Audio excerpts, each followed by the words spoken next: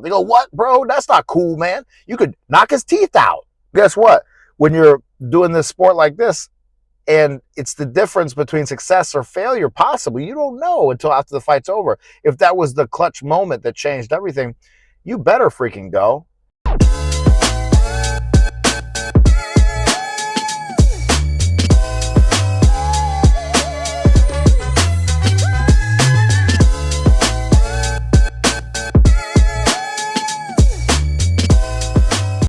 Hey everybody, Coach Keith Keppner here. I want to make a video talking about how important it is that we learn how to, I'm going to use the word play, and I know people like, oh, you don't play boxing, you fight, right? But it's a sport, and we play sports, all right? It's not to the death.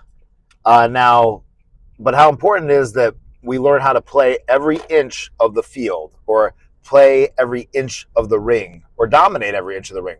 And what I mean by that, I don't mean like literally. It can be literally, but it also can be metaphorically, meaning that you understand the rules, you understand the limitations of the rules, you understand what you can do and can't do, and that's what's going to allow you to be successful. Because think about it, if you don't understand all of the rules of a sport, then you might be limiting yourself far more than if you did, right? If you thought body shots were illegal in boxing, you're not going to do as well. Now, does that mean you can't be successful? Cannot be successful? No, because Muhammad Ali barely, if ever, threw a body shot, and he was still very successful. So again, to be clear, these are not all or nothings, but there's important things for us to remember and to know and to build ourselves out. Because again, this channel is designed for people that are not casual fans, people that either really want to dive deep into it, whether they want to compete, coach, what have you, or even just get a fresh perspective if maybe you've been around for a long time. We have all people like that on this channel. Now, what I'm going to address specifically is something I saw on ProBox TV, I think this last week. And there's these two fighters. I'm not going to say their names because it's not about me downing on them or even complimenting them, but I'm just using it as a teaching tool, right? Like with everything that I do, I'm not trying to put anyone down at all and say that I could do it better. All right, I'm not saying that, but I'm using it as an opportunity so we can all learn and grow and become better. All right, so let's use this example of this fight that happened with green shorts, and we'll call them white shorts. All right, the white and the yellow and the green shorts. So green shorts connects a great left hook up top, knocks the mouthpiece out.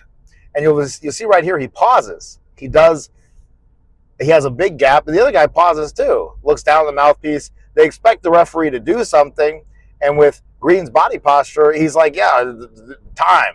I just hit this guy with a big left hook, but time. No, that's not how it works. If you look at the actual rule book, the manual for referees, for the Association of Boxing Commissions, ABC rule book, look at the definition. The mouthpiece only goes back in, or it gets stopped. The fight gets stopped for the mouthpiece to go back in when there's a lull in the action. All right? Someone getting hit in the mouth hard and possibly getting rocked is not a lull in the action. That is the epitome of action. So, therefore, the referee has to wait a second until there actually is a lull. All right? And the reason why he didn't stop it there where there was a lull, because he could tell both athletes were confused. And that's why I'm making this video, because I don't want you to be confused as an athlete. Because we hit somebody and we concuss them, that is a major opportunity that if you're able to get another punch on them, you're able to put them down. Maybe stop the fight, okay? So very, very important, very, very important. Now, to Green's credit, later in this fight, he knocks it out again, and he learned from that mistake, and he keeps fighting. And so does white shorts as well. He learned from that mistake. Hey, this is the rules of boxing. But again, it represented to me that both these athletes, at least for the moment, forgot, or maybe never quite were sure about what the rules were. So let's be sure when we're competing in the sport. Now, I'm talking about playing every inch of the field, right, or dominating every inch of the ring.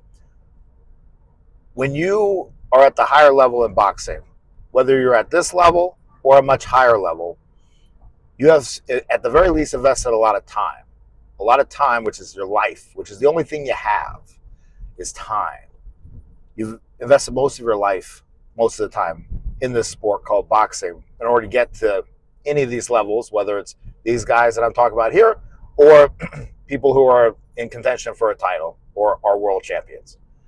Now, in addition to that, it's not as important this time, but money. The amount of money that somebody puts into a pro boxer to get them to that higher level is a lot more than you think about, and a lot more than you realize. I remember talking to the manager of Prince Charles Williams, and he was telling me how it was about $75,000 to $100,000 that it took for them to just get him to the title shot, and then everything fell apart when he got there. Though, it's all luck of the draw. It's like betting on racehorses, but it was between about $75,000 to $100,000, and we're talking back in the late '80s. All right, so you can probably safely double that number now, or more. That's how much is put. So therefore, everything's on the line. So therefore, there is no room for these arbitrary ideas of, like, that's not cool, bro. Like, again, I not you guys, but I've had people comment and say that don't know boxing. They say, oh, man, like, oh, me saying, oh, you should keep going after you knock their mouthpiece out. They go, what, bro? That's not cool, man. You could knock his teeth out, man. That's not cool. Well, guess what? When you're doing this sport like this, and it's the difference between success or failure, possibly. You don't know until after the fight's over. If that was the clutch moment that changed everything, you better freaking go. If I'm coaching you, you better go. If I'm your manager, put all this money in behind you, you better go. And if I'm the athlete themselves, the boxer, and I've invested all my lifetime and a part of myself has been lost in that ring already just to get to that point, I better go. I better commit. I better dominate. So keep that in mind. It's very serious business. It's not, and this is where you say you don't play boxing, don't play around. Be serious. Now, let me use another example, though, of an athlete using every inch of the field, right? Understanding the rules and using it to their advantage. Let's use Floyd Mayweather, okay? So you have Floyd Mayweather here against Arturo Gatti. And you see Gatti goes under the hook, and Floyd does a nice little move where he leaves the arm out, keeps the forearm down on him that holds him down, all right? That's a nice move by Floyd. And, it's borderline. It's borderline. It's not, there's nothing that says that it's illegal for someone to dip under your hook and for you to press down. Now, I know what you could be saying, too. Oh, well, Gotti's going under the belt line. That's illegal, isn't it, Coach Keith? No. Amateur boxing, it's illegal. But in pro boxing, unless the rules have changed, I didn't see it. I haven't heard it. You can put that head as low as you want, as long as you don't touch the canvas with the part of your body other than the soles of your feet. So Gotti's completely fine, but he's bending hard at the waist. Definitely going too deep, all right? And that's where he opens up the opportunity for this to happen. And then Floyd Mayweather, you think he does a very flagrant foul, which is holding the back of the head with the forearm and hitting. He doesn't, though. He removes the arm just in time that it's not a foul. And now, before you just, some people, there's a lot of haters out there of different fighters. And I've been that guy in the past, right, when I was more immature. But, Floyd Mayweather, he has a lot of fans, but a lot of people that hate on him. But let's take an athlete that has less hate, right, that generally people revere. And that's like Muhammad Ali, okay? Muhammad Ali, in the second Frazier fight, held Frazier behind the back of the head at least 13 times in one round, I count it. Complete, obvious foul, and never had any consequences. No points taken, etc. 13 times in one round, multiple times throughout the rest of the fight, all right?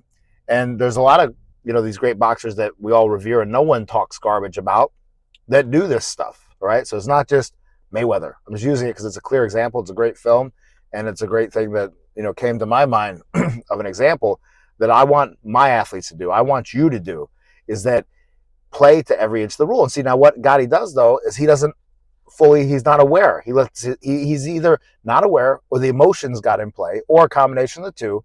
And he let the moment escape him, meaning he's like, man, this isn't cool. I got fouled. That's not cool.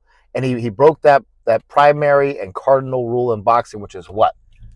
What the referee says to you before the round starts, which is protect yourself at all times, okay? Because even if someone does foul you, you don't want to get hurt by that foul if you can help it. But then if you're confused about what a rule is, you don't need to get caught either, and it's up to the other athlete to catch you if you're not paying attention, all right? If someone yells at you from the audience, you turn around or look over to them and you're talking, and you get caught cold and knocked out, that's your bad. That's how this sport works, guys. Or it's like, Nate Campbell, great fighter. My dad knew Nate real well. Nate would come up to spar with one of my dad's fighters, and I've had a couple guys fight on some cards that Nate put on.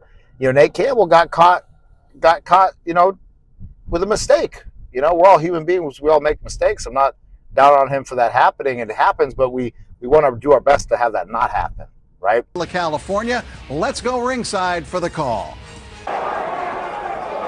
Here's slow. That body shot. To the body. What a body shot. Peden is in big Campbell trouble. goes back down to the body, this fight will end.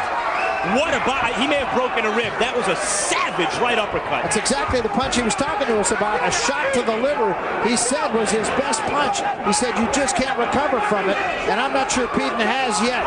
He was talking about the left hook. That was the right uppercut. As I said, he'd gotten away from throwing that punch a little bit. He goes back down there. I don't know if he knows how bad Peden is hurt right now. I mean, he just straightened Peden right up with that shot. Oh! There's a left hand by Peden, and down goes Campbell.